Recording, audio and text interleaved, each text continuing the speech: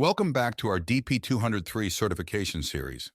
Today we're diving into the Design and Implement Data Storage section, which makes up 15 to 20% of the exam. First, let's talk about implementing a partition strategy. This involves organizing data efficiently for better performance. You'll need to implement strategies for files, analytical workloads, streaming workloads, and specifically for Azure Synapse Analytics. Next, understanding when partitioning is needed in Azure Data Lake Storage, Gen 2 is crucial. It helps optimize data management and querying.